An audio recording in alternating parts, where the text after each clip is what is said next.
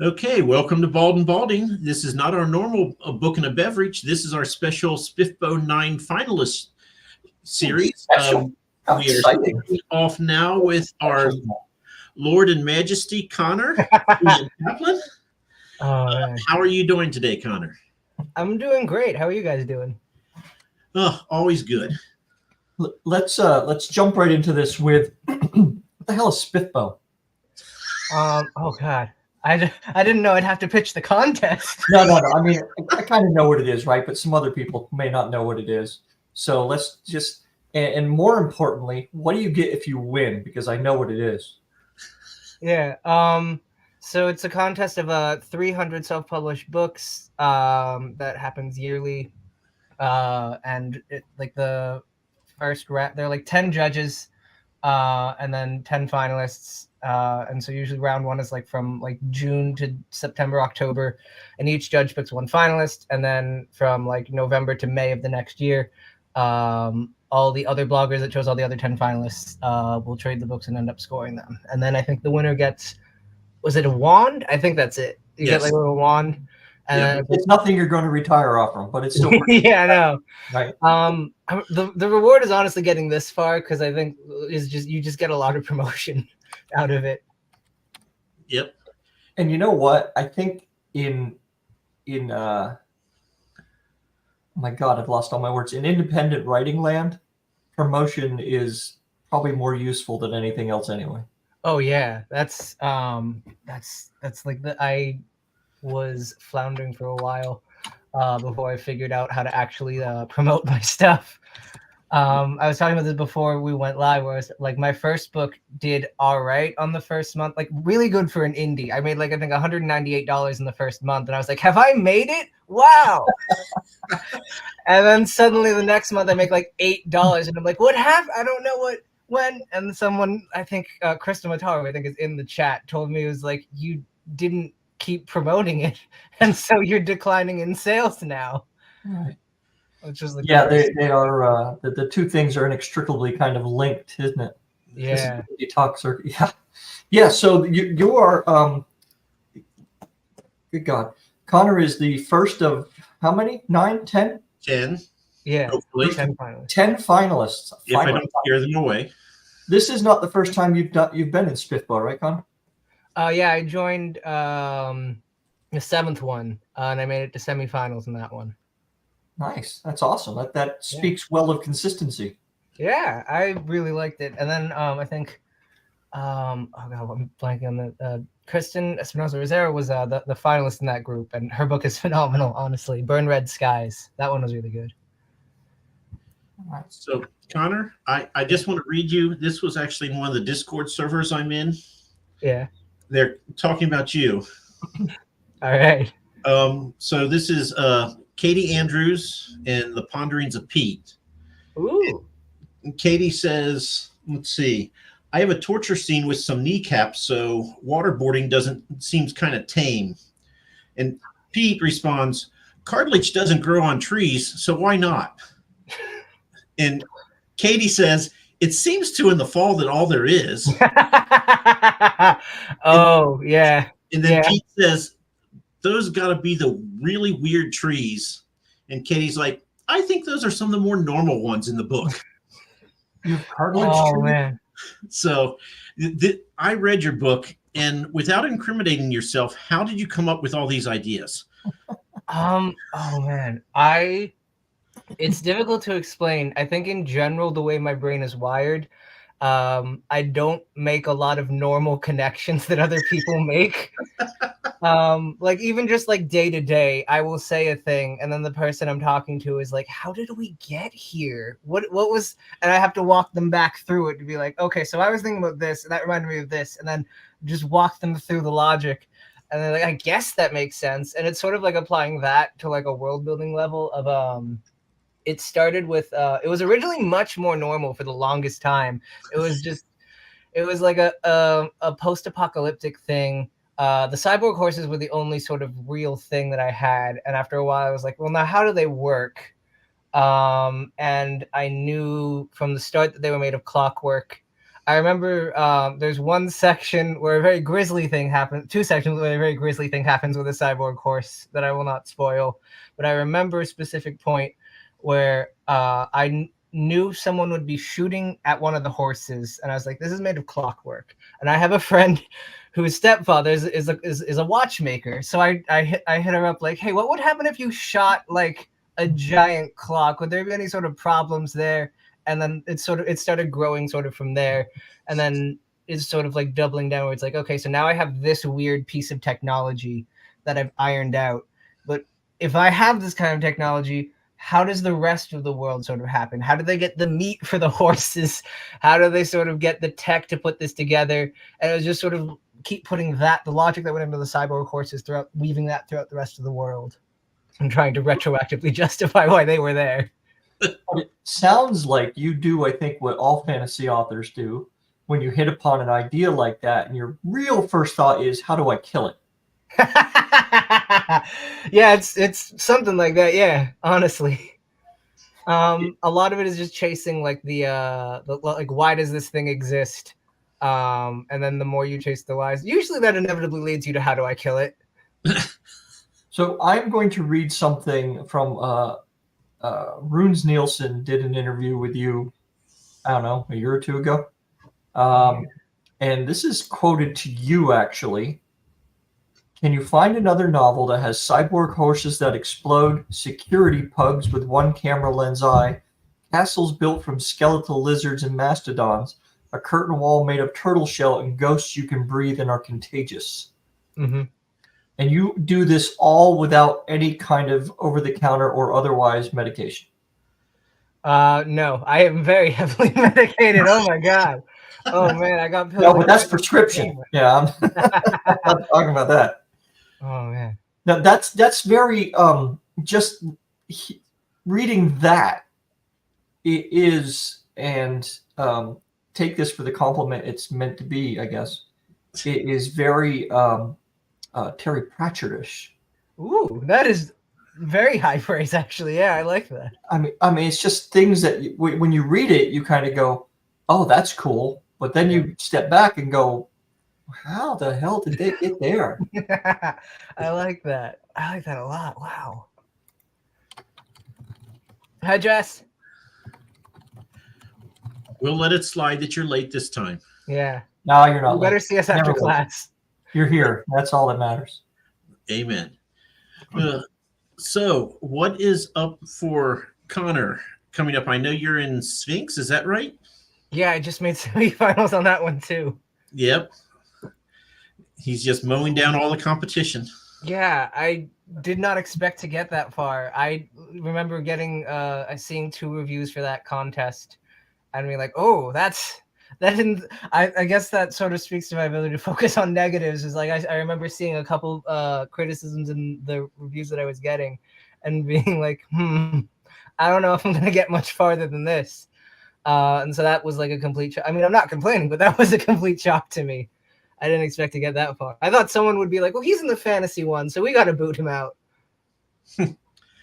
So your novella, is that same universe as The Fall Is All There Is, or is that something completely different? That is completely different. I had to put that one aside for a bit because I was hitting on it for like 3 months, and it was just like I was trying to figure out how it works, and it was not. It's like there's a thing I'll have sometimes where like a story is like sort of pulling against me. I'm like, this is clearly. It's difficult to figure out when it's like I just need to work at it more, and when it's like, okay, this is clearly not the right time for it. I need to it'll hit me when I know when it's time. And so I had to put like a novella down for a bit, and I'm working on book 2 now. But the novella is going to be sort of unrelated. I want to have some kind of story out after book 2, but before book 3. Set in some kind of a different thing, whether it's a spin-off set in the same world or if it's something completely new. I want to have something I can pivot to without finishing this trilogy and being like, all right, there's nothing I can point to where I'm going from here. I just want to have some shiny thing I can hold up after the trilogy's done. What's your writing process like? Are you a planner or a discovery writer? Oh, I plan so much. Okay, now having said that, I can just imagine that if you're one of those people that does it with like the little stick-it notes, that your room must be absolutely wallpapered with those. Oh And man, how do you follow? it'd be like fucking walking down the sidewalk in the middle of autumn, just sticky notes for days, just like you're just wading through it. Oh my god, I would not even be a little bit organized about it. It'd just be the red string like a conspiracy board. I do it all in like a Word doc, thank God, to save my sanity. And the interesting thing is I cut so much stuff. It changes so much from draft to draft. Usually in the first draft, I'll end up cutting like 70 to 90% of it and having to rebuild with the bits that are good. That causes me physical pain. Yeah, no, you're not the first who's reacted that way. I draft very quickly is at least the good thing. I know that if I get distracted, it's going to take forever to get back and build up the sort of inertia I need to keep myself interested in something. So what I'll do is I'll start with like a little like Wikipedia summary of what I want the plot to be, and then I'll iron it out to like a couple sort of vague chapter breakdowns. And then from there, I bullet point out like vague sort of, here's this character's motivation, here's this character's motivation, here's what the scene needs to be driving towards. This person crosses the room here and says something about this. And it's very like a rudimentary 30,000 word bullet pointed, like sort of zero draft. 30,000 word. Yeah. Okay. And then it each one doubles. So it goes from like 2,000 to maybe 4,000. And then like the next pass will be like 4,000 or probably 10,000 or so. So like, and then it'll get to like, by the time I'm blocking it out, it's like sort of like 30,000 or so. And then when I go to write it, it doubles to about 60,000, and then I usually cut most of it. And I'm like, okay, here are the good bits, and now I need to reverse engineer why they exist, because the rest of this doesn't make sense. So your 120,000 word book is the summation of like 400,000+ words, right?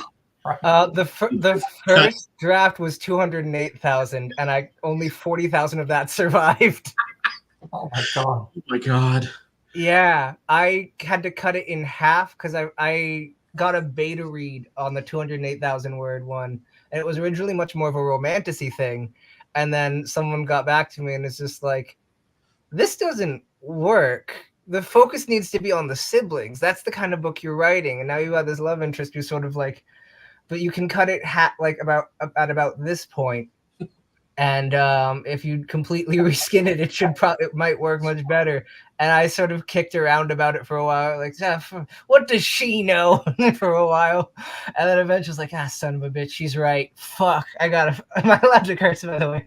Sure, we're all okay. That was my reaction. No, I can understand where that would be the thing, right? Especially if you look at it and go, yeah, they're right. Damn. Yeah. You know? So, Connor, I got an idea I just want to throw out there for you. Yeah. If you were to do it and do Post-it notes, you could draw a big brown line on your wall and then have colored notes. It look like a tree in the fall with all the different colored leaves. Oh, yeah, I like that. You could make artwork and make your book at the same time. Take a picture, you could sell it. That's clever. Oh, that'd do well on Instagram. You might get one book done every 3 years or so if you do that. Yeah. Well, then you need the conspiracy red thing to connect all the things together. So it might be a little more difficult and harder than it already is. But I didn't say it's a good idea. Yeah, I like that. Honestly. Crystal says, will some of the things you plotted in that draft end up in later books? Which is a great question if you're throwing away 140,000 words.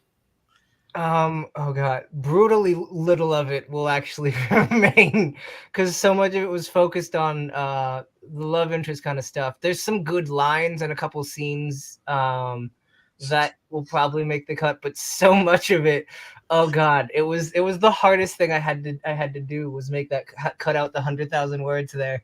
And I told myself at the time I was going to be able to salvage it and put it in later, but things did not pan out that way. I kept trying to. I spent like a year trying to. There was a funny thing happened in the drafting of book 2 that will be similarly brutal for both of you probably.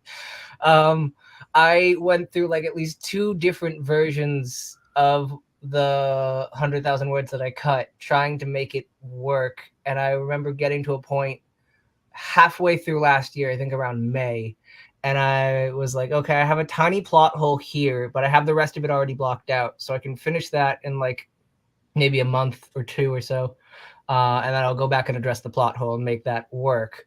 And then I got to the end, and I'm trying to figure out why the plot, how I can sort of paper over the plot hole and make it make sense. And as I'm sitting there, I'm like, okay, so there's this thing I need to address, why these people, if they're in this position, don't just do that. And I had a light bulb moment of, oh, it would actually be much more interesting if they did that. Oh, that would put everyone on the back foot. And then just everything starts rolling. That wasn't a plot hole. That was the plot. I have to cut everything I wrote after it. Oh no. Happy little accidents. Yeah.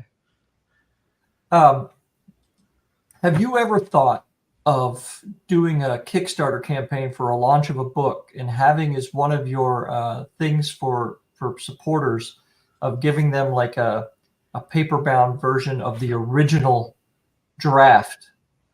No. I gave that to someone actually when I was beta reading. Sarah from Fiction Fans podcast. I don't know if you guys know that. She's great. And she had agreed to do a beta read of the 208,000 word one, but she was having trouble with the screen and everything, like just reading it on a Word doc. And so I was like, I'll like, I think I used like lulu.com or something. And I was like, I'll like upload it and put it in like a really shitty sort of like Canva draft or like cover or something. And I'll send it to you. And it was huge. It was like this big, like a textbook.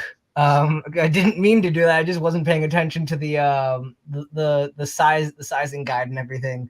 And then I sent it to her, and the beta read didn't pan out, but now she has, I think, two copies of that original draft in like a huge textbook sized paperback.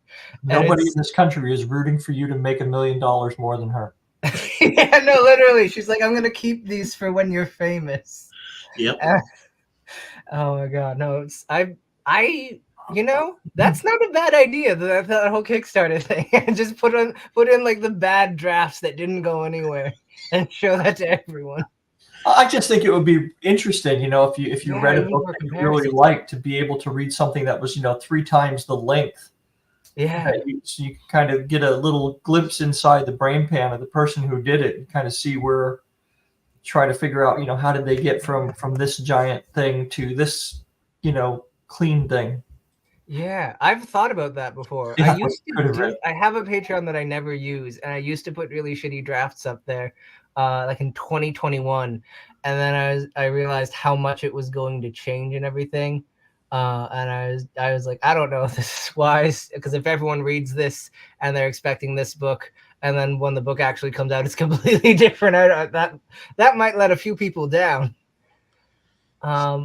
But no, I think that might be after the fact, like sort of doing that sort of thing is not a bad idea, I think, even from the point of view of comparing. I'm loaded with good ideas for other people.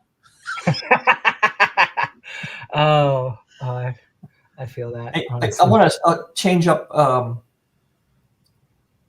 notes. Oh, you're a quad? Yeah, quadruplet. Yes. No kidding. Yeah. What's the male female? It's evenly split, 2 and 2. Okay. So how are you the oldest? By 2 minutes. Yeah, that part made it into the book. Do you lord that over the rest of your siblings? I used to. My brother. Listen to me. I'm the oldest. Yeah, my brother is the youngest, and I used to. Anytime I wanted to annoy him, I'd be like, "When I was your age," and then I'd describe what I was doing 2 minutes ago. When I was your age, before this commercial break started. Yeah, exactly. You get it. Yeah. Oh man. Are there only 4 of you in your family, or are there more? No, that's good. I'm done. I've got 2 step siblings. My dad married another lady and was like, you know what? I'm good for round 2. Yeah. We were all like 18. Or we were like 16 when the first one came, and then there was another one. I think right when we were about to turn 18. So I think it was just sort of like, the house is empty, the coast is clear. So here's what the thought that prompted that. How do we know this is you? and it's not your brother, and the author Connor Caplan is out doing something fun. Oh man. How do we know that you didn't give your brother $20 to come and do this? My brother could not write to save his life. My brother's an electrician, and he looks nothing like me. It's actually a very funny thing. My brother looks like a different ethnicity than me. I used to make people like guess his ethnicity in high school when I was much meaner, and I just watch them get uncomfortable, and then I tell people we were related, and they were like, no, you're not. That's the best defense I've got. I don't know if that necessarily works. Crystal says you have different tattoos than Oh yeah. My brother has a bunch of he has like a whole sleeve of on one arm of various like frames of movies he likes, and like these little diamonds all down his arm. Oh, that's interesting. Yeah. Way to do it. Yeah. See, I think you should have had your brother do this. That way you could have been busy deleting 70,000 words. Oh, it would have been much quicker. Yeah, I would get to the same place, but I wouldn't have to do any of the writing. Going to outsource some of these interviews. Yeah, I like that a lot. Oh, my brother would have stories. I don't know if I can let him get loose. So the SPFBO journey, I understand from Mike here that the SPFBO journey requires you to do this kind of thing a lot. I think so. I've been told by previous finalists that this will ramp up in the next few months. I think this is the second thing I'm doing on YouTube, and I had a lot of interview requests for like of the written form when I was announced. Did I cut you off? Was there like a second half to that? No. Oh, no. Okay. Yeah. So there's. It's weird. We love it when our guests just come in and talk for 20 minutes. It's great. It's so weird. It's such a weird, like, I don't want to complain. This is going to be a weird energy because I don't want to be like, I'm just so successful as I'm like sobbing into my millions. But it's like, I don't have like a visible change in me. But as soon as I was announced, it was like, people were like, oh, you're like a finalist now. And I was like, I'm still just me. I don't know what you're talking about. So it's like a shift in the way that like I am now under a lot of attention, and that's both great because I love to talk, but terrifying because I have a lot of eyes on me now. Well, and that's what I was going to say. It's like so many authors are a little introverted anyway. Yeah, like, having to do this kind of thing, you don't have to do it, right? But if you want to sell books, you have to do it. Yeah. How has that been? See, Connor will be recording with the Dripping Bucket podcast next week. Oh yeah, somebody owes us $5. That is, it's very fun because I love the sound of my voice almost too much, more than anyone probably should. But at the same time, I can also be very impulsive. So there's constantly this tension of like, oh God, I'm about to put my foot in my mouth. Oh no. Oh, I'm going to say way too much.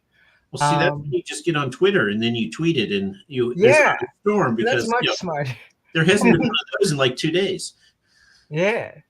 Oh yeah, I could do that without making any sort of appearances, and then never. No attention, bad attention. Yeah. Saving time to get to the same destination. Do it.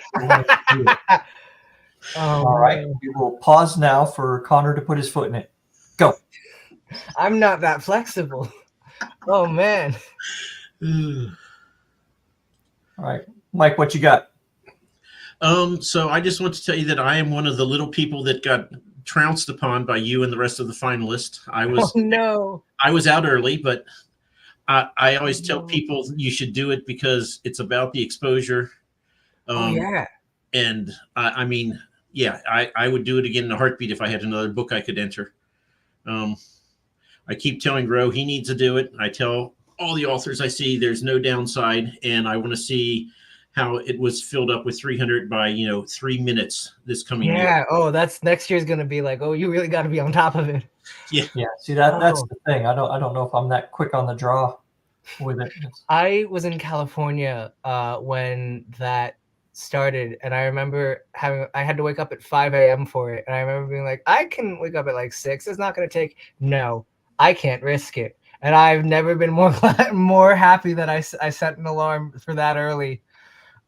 Seeing how fast it filled up.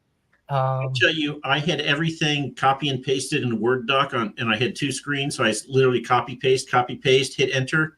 And I was the 15th person to submit. And I had it all there, just copy, paste, enter. I like that. So I had a moment. I remember, I did that when I joined in year 7, and then I was in Fantasy Faction. So I imagine I was like one of the first people there. And I was like, well, I don't want to wind up in Fantasy Faction again. So I'm gonna. They didn't pick me last time, so maybe my odds will be better if I wait like a minute before submitting. Apparently that helped.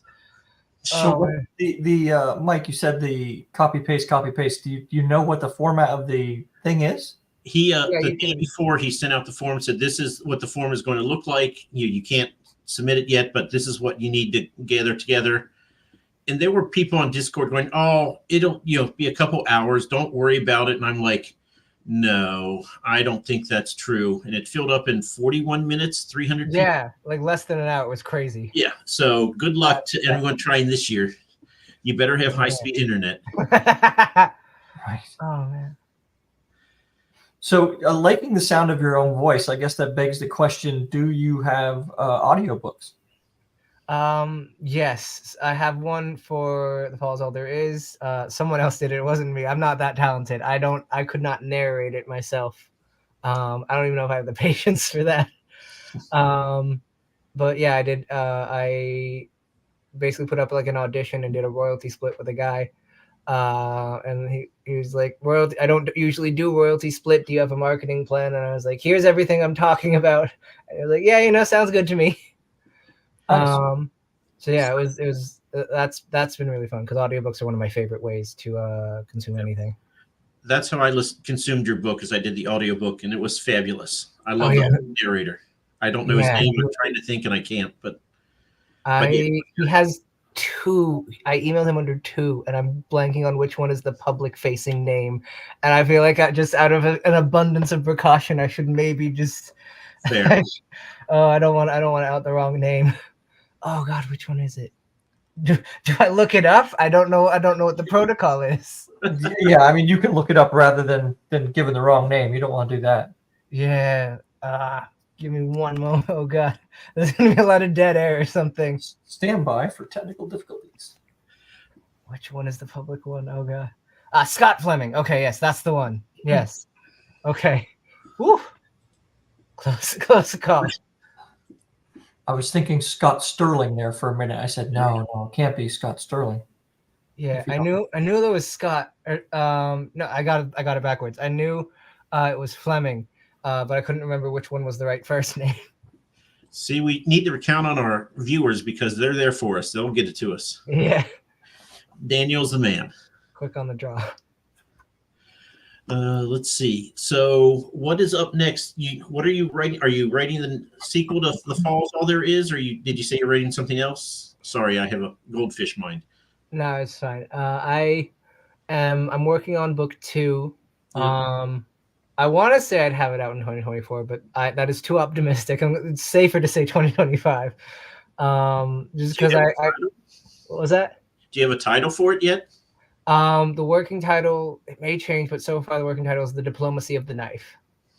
Diplomacy? Nice. I like it. Yeah, I was a fan. I stole it from Robin Hobb. That was like an early line in Assassin's Apprentice. And I was like, oh, I need to remember that one. I stopped in my tracks and wrote it down. Nice. It's always nice when you can find a line like that and put it to use. Right. I came up with The Falls All There Is by flipping through a playbook for The Lion in Winter, because I was like, that it's one of my favorite things that's ever existed. And so it's just sort of like, and there's so many clever little lines in there, and I was just like, there's got to be something in here, right, that no one's used before. It was just like 3 days of Fiona was the one who helped me come up with it. We had like a little document going where it's like themes and ideas of the book and different sort of uses of imagery. Oh, Fiona is so talented. She helped me so much in figuring out a lot of like the marketing with this book around the release and everything. Marketing help is that's gold right there. Yeah. Someone will do that. Yeah, it's genuinely so helpful because I have no idea what I'm doing. Well, for not knowing what you're doing, you seem to be doing pretty well. I've stumbled into it, I think. A lot of it is just sort of accidentally doing a thing where it's like I like to talk to people, and then suddenly I'm like, oh hey, I'm friends with these people and they're doing well, and now people are seeing me talking to these people who are doing well. And then something similar I think happened to Crystal Matar. Like they'll attest to this, where just enjoying talking to people, and now suddenly you have friends who are in publishing who like you and will talk about your book, and it's like, oh, this is networking, isn't it? I didn't know I'd done that. Damn, I've been networking and not known it. I didn't even know it. So, Connor, do you make public appearances ever, or? I have not done that yet, mostly because I'm much more terrified of the outside world in real life. That's where the people are. I have to see them in the meat space. So you've never done like a Comic-Con or anything like that? I desperately want to do one of those.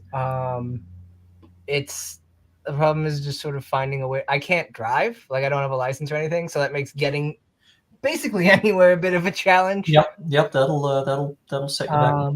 But I desperately, like, at some point, hopefully at some point in the next few years, I do want to branch out into that.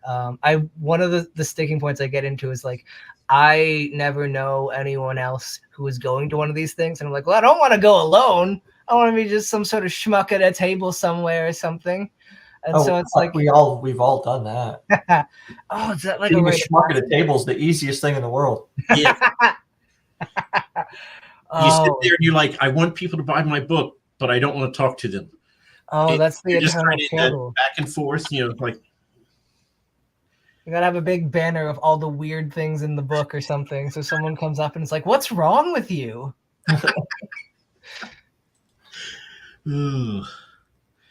So, are you in Colorado? Is that correct? I was in California. I'm in Massachusetts now. Oh, you're okay. Unfortunately, just in time for snow. See, this is what happens when I cyberstalk. I get totally wrong side of the U.S. I was out there for a while. You had a pretty good shot. There's a 50-50 shot because those are the two states I've been in for many, my whole life actually. Discounting a couple months at birth. What brings you to the East Coast? I've lived in Massachusetts was where I grew up. And then I went out to California for a year because my fiance got an internship at the Lucasfilm Archive. Nice. She's much cooler than me. You guys should really be having her on for this whole thing. That's a nice in to have your fiance working Lucas. Yeah, I remember when she got the job, I was like, you need to like have just a ton of my books in like a scattered around your office and just run around the office, then trip and they spill out like, oops, these books, they'd go so great on Disney Plus. Walk over to her office one day, start just leaving them in the bathroom and stuff. Yeah, exactly. Yeah. Like annotated, like this is so nice. The writing is just like little.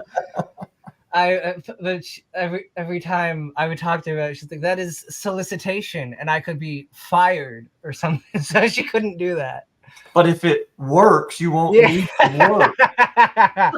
Oh man, so she was doing that for about a year, and then I think like Disney had like a hiring freeze, and they wanted to bring her on, but they couldn't because of a bunch of people like higher up.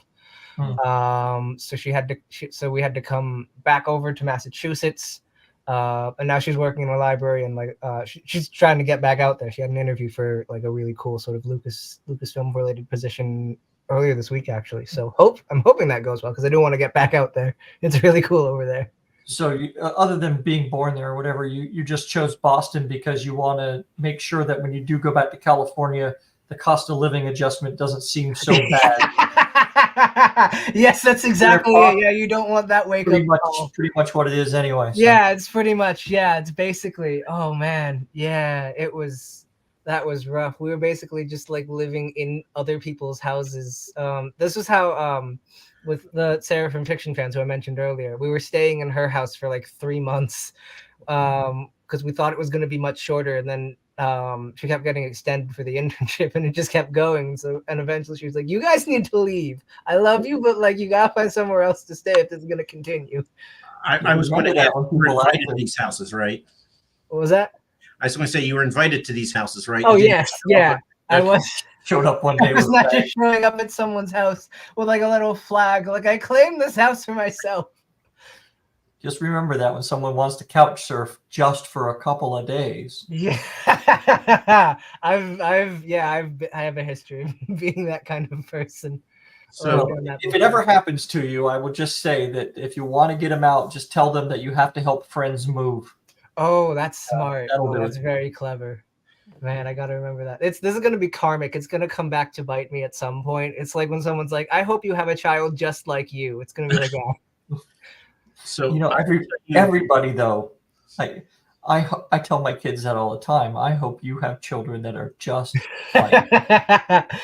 Oh, I got that. I'm going to be that grandparent that comes by, loads them up with sugar, gives them loud, noisy toys, walks away laughing. Oh, that seems like the sort of feature of being a grandparent is being able to do stuff like that. It's getting back at your kids for being assholes. Yeah, I love that. Oh, that's great, honestly. So Connor, I just want to tell you, last year I went to a couple Comic-Cons, one in Indianapolis and one in Jacksonville. Yeah. And I called people who I graduated high school with, and I said, "You win. You get to host me." It worked both times. I like that. So Oh man, You tell that's them who such you a were good line. first. that all they remembered. We have enough stories on each other, but Oh, Yes. man. Okay. I had to promise not to tell certain stories at each home. So You you know. blackmailed them. Yeah. Uh-huh. I love Exactly. That's what friendship is, right? that. Yeah, just promising not to release damaging information. You know what I found going back home every now and then, Yeah. and this is a total aside, sorry, is, and correct me if I'm wrong, any of the ladies who are watching this right now, but guys cannot see each other for 20 or 30 years and catch up that entire time over a half a beer.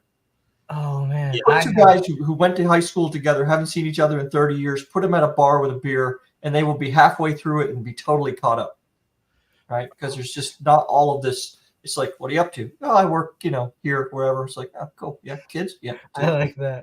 I have the complete opposite of experience where I need to get through every minor detail.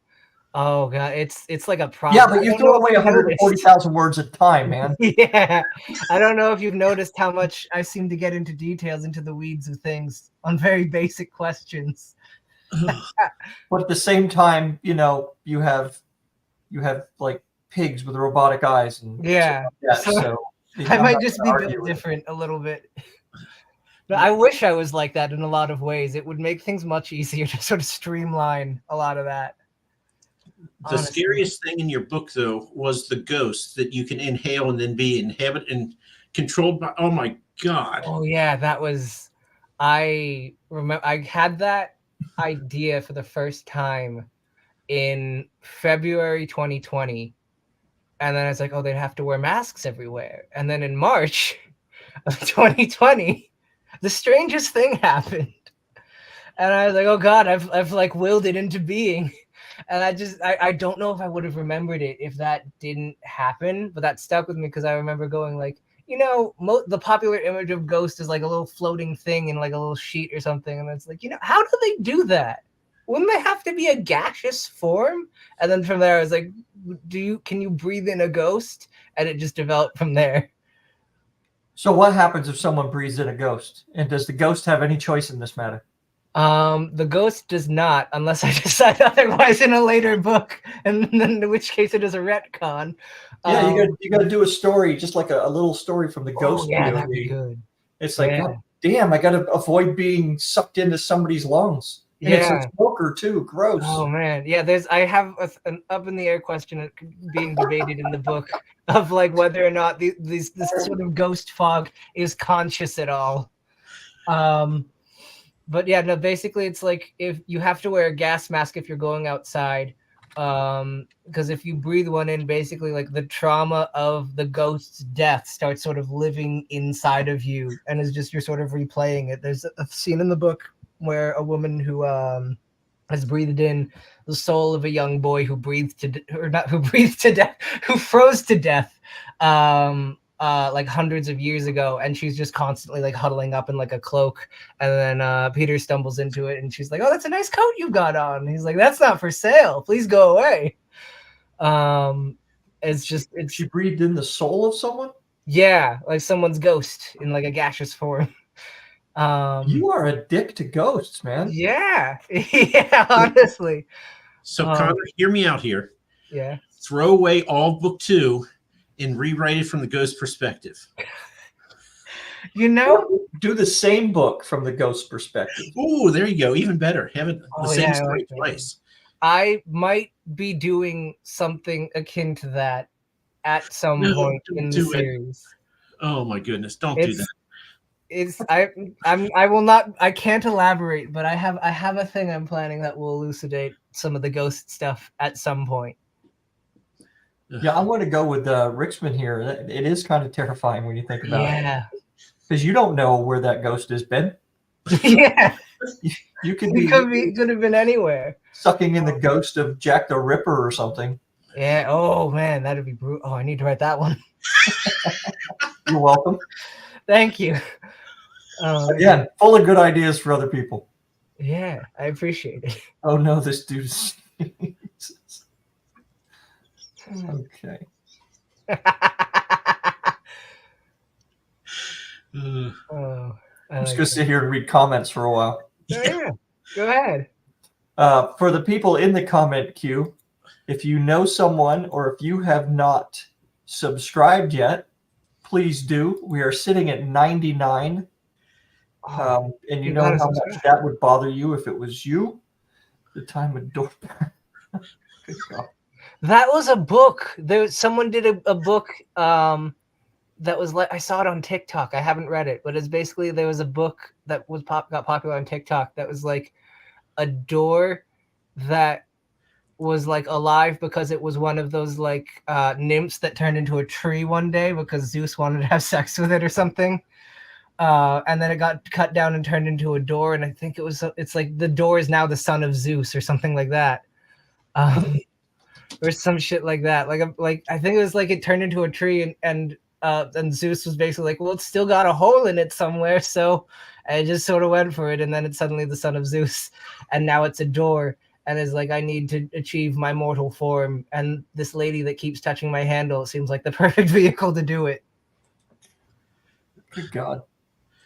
I've got to start edibles or something. I don't know. So I'm sorry if you had this video monetized. So Connor, when we interviewed Joe JCM Byrne, I mentioned to the people there the book that a woman at work had told me about, Unhinged, which is an erotic novel written from the point of view of the door. I think that's the one I think that was it. I think that was the one. Yeah. So yeah, I thought I came up with weird ideas. It's 81 pages. Oh man, I'm embarrassed. I got that book on KU. I gotta check it out. And you can get the audio version if you want. And you know that concept came. They were like binge drinking one night or something. Somebody said that, and the dude scribbled it down on something and looked at it the next day and went, what the hell? He woke up from a dream and it was just nonsense, and it was just sort of like, oh, okay, this is better than what I usually get waking up from a dream. I won't touch that. You just carry on. I was going to say, I don't know what they're taking to dream that, but whew. They'd have to have a very specific fetish. All right, who was the 100th person? Is it one of y'all on here right now who did this? Otherwise, I have to go and look it up, and I'll be like gone 10 minutes looking. Oh god, that's gonna take forever. Oh god. it's me and technology trying to like sort things out. And oh god, you're gonna get a comment section of everyone like volunteering. Like, I am Spartacus moment. I was me. I was the 100th. Who was it? I don't know. I was making a joke. So, yes. So Connor, the bad news is, if Ro is busy, that means I have to do the talking, and I am. Talk away, my man. I am Ed McMahon. He is Johnny Carson. If you're old enough to get that reference, and so you are don't. So sorry. It's very unlikely. Okay, I am going to let's give away some books. All right. Okay. Let's see. Let's do. We've got. And if it's me, I've got the. I will hit the random number generator.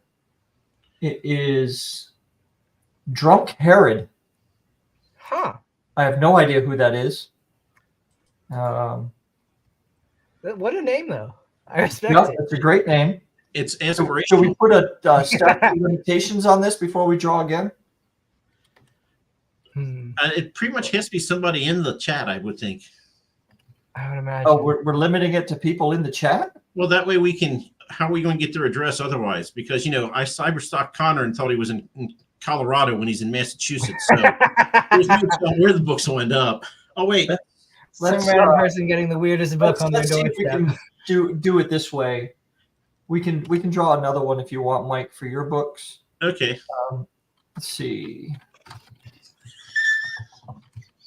You gotta give them an To flash email. that one on the screen, huh? What's our email, Mike? What's what? 2baldingguys@gmail. Yes. I guess it's 3 today. Okay, so we'll give him a week, and if not, too bad. We'll draw again. All right. Oh, I blitzed so easily. I am like a Christmas tree. Just sort of, I just light up absolutely nothing. Okay, you I know shouldn't who encourage won them. your books, Mike? Sure. I won your books, actually. You So, did. Yeah, so we'll draw again. You've read them. Yes, I have. Many He's my times. editor, so you read Let's them see. in the bad form. Oh man. None of the people that are here. You want somebody to be someone that's here? We're just going to keep. No, she was here last time. Let's see. No, you guys carry on. I'm going to be doing this until I hit somebody who's actually here. Oh yeah, I've got like an eye on the chat in case anyone says something I can respond to. So you want to just do who wants my books? Please, someone respond. Yeah. Crystal. Oh god. I You- think Crystal has Matar. mine. She's still there? Crystal, Crystal. Probably. She just said something. you want them if you want them or not. Yeah. So Yeah. they're lovely wrapped books, wax stamps. Oh, that's so pretty. So you don't even have to open them. You can say if they don't get any better than this, and just leave them. I like that. Oh man. All right, cool. We've done it. Woohoo! Yeah. Woohoo! Another victory. Hey, we'll take them where we can get them, right? Yeah. It's- Right. We're not going to check tomorrow and see how many people unsubscribe. Oh no. Oh man. That's me. Well, we are going to do that so we can hit 100 again and feel better about Oh ourselves. yeah, you Oh, it's that's just true. a never-ending loop. Oh my God, Groundhog Day. Be here in 2 years going, we hit 100. Yeah, you need to hit your 100th 100. Ugh. Oh, That's a 10,000. That's great. Oh. So what's your schedule looking like, Connor, for I know we talked a little bit about this, but not a lot of detail. What's your schedule like for interviews and things like that over the next little while? And when do they pick the winner for this thing? Is it May, you said? yeah, in May, I think. I don't know if there's a specific date. I think May 18th, but I could just be confusing that with a different date. I think May 18th was when you registered last Oh year. yeah, it might have been that. Yeah. I thought they said everything's due in by April 30th, and they announced May 1st. But that actually would make more sense. Yeah, that's a very solid date you can plan around. Let me see. I have a couple of appearances in TBRCon. I think that's next week. Yeah, next week. I have 3 appearances there. One is for the SPFBO panel. One is with Crystal, the Dripping Bucket. I think that's connected to TBRCon. Crystal will correct me if I'm wrong about that. And then there's a the fanfiatic people who organize the con are doing like a sort of fun hour at the end of the con that I will be joining because I'm part of that group. You get to meet any of the people who are reviewing your books and determining whether or not you win? I don't think so, at least not off the top of my head. I can't think of anyone. At least in the next few weeks. I don't think I'm supposed to have too much contact with the judges, just from like a sort of a conflict of interest kind of a thing. Or at least not until the contest is over. For a prize, you want to keep the conflict of interest to a minimum, and there's damage with that. Yeah, I had to. I think I was part of the fanfighter group when they were judges in SPFBO 7, and I couldn't be a judge because I was in the contest, and I was like, well, I have to recuse myself because I cannot. If I get any further into the contest, I can't be like, well, I think my book was personally phenomenal. Right. Yeah, that would be a conflict of interest. I can understand. Yeah, I can see that. I can't even let myself believe I'm going to be a finalist in the sci-fi one in SPFBO, however you pronounced it. Is there like a hierarchy of these contests? The sci-fi one is newer. It's on its 3rd year, whereas the fantasy one is on its 9th, and it's organized a bit differently, where the semifinalists have their own sort of stage of the contest, whereas for the fantasy one, the semifinalists are basically just sort of runner-up. Whereas in the sci-fi one, it's sort of like everyone who gets to be to semifinals is then reallocated to a different judge, and then they're all individually scored, and the top 10 scores go on to finals. And it's possible. It's also possible, like, in the same way that jumping will get me closer to the sun, I could also be a finalist. And so for the sci-fi one, you get like a like working ray gun or something? Oh god, that one has such a cool what bit of magical non-working paraphernalia do they give you for it? Is genuinely a ray gun, and it is the coolest thing. Is it really? Yeah, it's actually a ray gun. Yeah, it's genuinely it looks really cool. You get like a little sort of for the fantasy one, you get like a little elder wand thing that Mark Lawrence went out and bought, and then there's like a I don't know what the ray gun is made out of, but it looks very fancy, at least to me.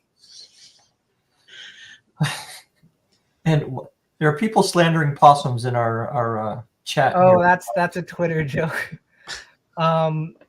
Crystal, Quenby Olsen, and I were talking about identifying as possums, or just trash gremlins, and someone shared a gif of possums, and then Danny Finn edited our Twitter avatars over with like a possum heads, and then we all added those to our profiles, and now that's become an in-joke, I suppose. It's very funny when you explain an in-joke on like a live interview. Right. I think. Like a lot of kind of dead staring. Yeah. A hell of a lot of ticks, man. So don't got halfway through and I'm like, oh, I've committed to a very boring story out of context. I identify as a contest winner. I mean, yeah, everyone's winning at the contest called life. You haven't died yet, so you're winning. It's a punchy group. Yeah. Is it usually this active in the chat? No. No, but we've got a couple of rabble rousers in here, I think. They might have followed me, and I'm so sorry. That's all. That's what we're here for, man. Oh, that's perfect. It takes up those dead times when Mike and I are scratching our brain cell going, ooh, I need a question to come up with here. Oh, man, and it's good to push John Stevenson and JCM Byrne, who are normal rabble rousers, to make them have to up their game. Yeah, so, I like that. EL, we need a name to go with EL because EL is just, it's a pain to say. I mean, yeah, it's 2 syllables. But do we know what the E stands for? We can make something up. It won't be good. Sorry, I'm not even looking at the camera anymore. I'm over here reading this. No, it's great. All right. So when is your next book out? I don't know. Probably 2025. I might be able, if I really hustle, I might be able to finish it by the end of 2024. But I don't want. I'd be releasing it into the holidays, which is probably a bad choice. Everyone's busy around that time of year, and it doesn't seem like a great choice. So if I finish it late this year, I'd need to get it out in 2025 anyway. But hopefully early next year. Is that kind of your schedule? Is about one a year-ish? I think so. Yeah, basically, probably a little bit over a year. The first one came out in March of 2021. The next one was November 2022, and then just dead air for November 2023, or for the whole of 2023. So I might be going 2 years this time. Yeah, that happens when you have to write 4 books to edit it down to 1. Yeah, it tends to be a bit of a sticking point. So do you have a daytime job between books, or are you just like mooching off people's sofas? Oh, I'm mooching off people completely. Nice. My fiance is very more wonderful than I probably deserve. I'm on disability, so I get like SSDI, so I get like a little like a tiny little check from the government every month. Yeah. And apart from that, she's like, you have like 10 years to turn a profit on this. I'm like, 10 years? Wow. 10 years. That's so generous. That's awesome. That's so nice. Why? Dude, I'm just at this point, I'm like, I just hope she never realizes she's got the bad end of this deal. Like, you're going out and working. I'm over here just in the house, right? Okay. I mean, if you insist, all I have to do is dishes. Okay. If that's how you want to do things, yeah, I'll be your housewife. You have got that made. That is perfect. I'm very lucky. I try to disclaim that a lot, because there are a lot of people who will like. I've had people be like, see how often I release books, or I get very high word counts every day of like 1,000 or 2,000 words every day. People will be like, I wish I could do that much, and I'm like, no, listen, I am only able to do this because of the generosity of many people. I have criminally few worries at the moment. It's just the only reason I'm able to I've gotten this far, honestly. I could make a bad joke for what EL just wrote, but I'm going to not do that. There's more than just dishes, I promise. That's just the one that came to mind. So I'm thinking we're lucky that we got him now, because after he's the winner of SPFBO and the sci-fi one, he'd never come on our dinky little channel. It's like you've got 100 people. I think so. Oh. Aww. I'm gonna blush again. Insert awe sound. Yeah. We need a sound control board like. So when during the course of your 1,000, 2,000 words a day, how much do you actually get done at one time before you have to get up because you see something shiny? Oh God, I have to actually get like I have Crystal Matar to basically keep me in line. I would literally like DM them like, I'm going to write for 25 minutes. If you catch me fucking around on Twitter, come yell at me. And we'll just do writing. We'll sprint for like 25 minutes, and then we'll do that like 3 times in a row or something, and try and get as many words as we can. And it's I can usually get about, on a good day, I'll get about 1,000 words in 25 minutes, and then usually it declines a bit every time. So I'll get 1,000 words in the first 25 minutes, and the next 25 minutes maybe 800, then 500, and then it slowly sort of declines over time. Okay, so first of all, I am going to assume you are not going to let your affianced see this video. No. Because her first question is going to be, what the fuck do you do the other 6 hours? It's not vacuuming. Come on, man. There's a surprising amount of vacuuming, in fairness. No, you're a guy. It's not vacuuming. It's just running the thing over the carpet. Oh, it's, the problem with the way I engage in housework is I always do things at least a little bit wrong the first time. So I have to circle back and do it again before she finds out how terribly I fucked it up the first time. So that eats up the majority of my day, is realizing, oh, I need to do that again. I didn't do that right. So your housework is just like your writing. Exactly. That's yeah, basically. Yeah, exactly. You get it. Oh, Well, yeah, I use a lot of all caps. That's why they're if you doing are it. ever in Virginia, Connor, you need to come down to one of our Comic-Cons or something down here in Virginia and let us know you're going to be around. And Oh, that sounds phenomenal. we'll come see you. Well, had 2 requests earlier in the chat. I don't know if you saw it because it's so active, telling you have to go to Dragon Con. Yeah, good luck. I Well, will have to figure out a way to get out there. When is That's it? a visitor. That's a tough nut to crack. When So- is Dragon Con? What is it? Over Labor Day. Oh, okay. So I've got time. Cool. Great. So- Well, Love no, that. you probably don't, is the thing. Oh, I don't. Oh, Well, no. last Dragon year, Con a bunch of fills people up. went. They just went as visitors to see it. Were not actually vending.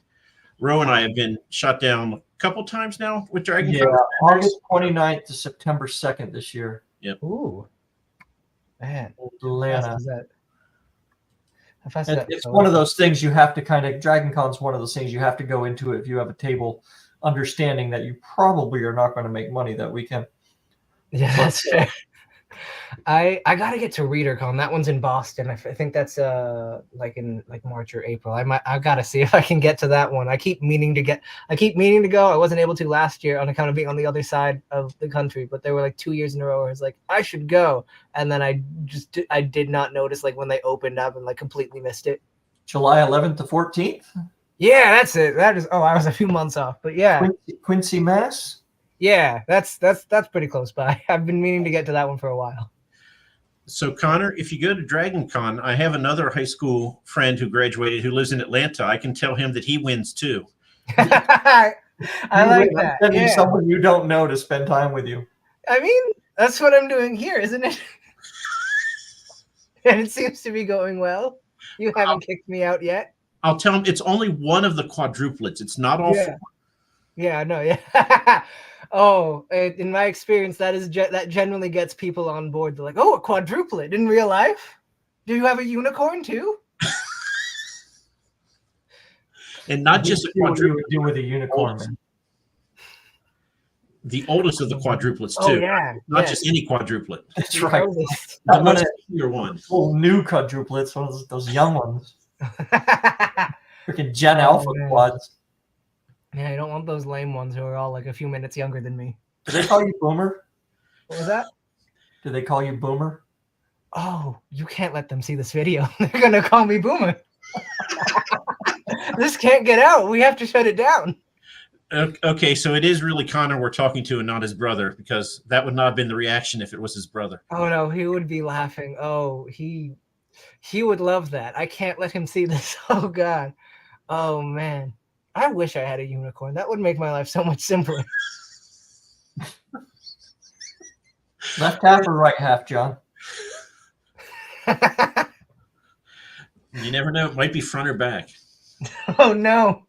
Oh, you really gotta roll those dice. Oh, that's I don't want the horn. I want the part that shit sprinkles and rainbows. All right, we've reached the edge. Ooh. Connor, I want to thank you for basically ruining your reputation. Anytime, that's what I'm here for. That's what I spend most of my day doing usually. That's the thing I'm probably best at in life. You can blame us now. I mean, for at least Yeah, an hour. now I have someone to blame it on. I have to talk to these two old bastards. I don't know. They wouldn't shut up. Connor, even if you Finally, don't win scapegoat. SPFBO, you will most likely be the most entertaining of the SPFBO finalists that we talk to. I'm so glad. You're the first. You're setting the bar really, really high. I love that. Oh, like that's so much SPFBO fun. finalists do. I'll let them know you said that. I'll let them know how high the bar is. Just ignore Joe who says your reputation wasn't that great before. If you can't spell it right, you don't have to listen The to it. bad news is you will Ignore it. ruin your career. Good news, you'll get so many laughs out of it. It'll be great. You'll laugh all the way down. Well, what's your career right now? Yeah, you know, I don't have How much much to ruining lose. can be done? It's either this or the dishes. So All right, Mike, what do we got coming up? In 2 days, we have Matt Slay. Matt Who's Slay. Yeah. who is your friend. So I will let you talk about him. I know that he used to draw comics for the Teenage Mutant Ninja Turtles. Yes. And he's a really funny guy, and that's about all I know about him. So Matt is an artist, and he just put out his own graphic novel this last year. Ooh. Which I have a copy of somewhere in my big bookcase over here, but I forgot to get it, so I'm not going to go look for it. We will have a copy of it to show you on Thursday. it's really under a table leg, but don't let that, we'll go with his story. Matt's a good guy, does lovely work. He's doing the cover of my book series that I'm doing right now, and it should be a good time. Oh, that's lovely. And then we're doing doubles here for the next little while, right? We've got we have 3 more in January, and I think we have 9 in February, and I'm not done scheduling. Okay, so I got the list here. Ryan Skeffington on the 25th at 7 p.m. Unpublished Writers with Editing Questions on the 1st of February. I am so looking forward to that. So looking forward to that. Alan Wold on the 6th of February. Who makes us look young. But I can't wait for that either. Christopher Navo on the 8th of Feb. SPFBO finalist Ryan Kirk on the 13th. He's got my favorite title out of everything. The Last Fang of God. That's such a good title. That really is, isn't it? I remember seeing it and I was like, it was so good. I was like so annoyed that I hadn't thought of it first. I was like, that's such a good one.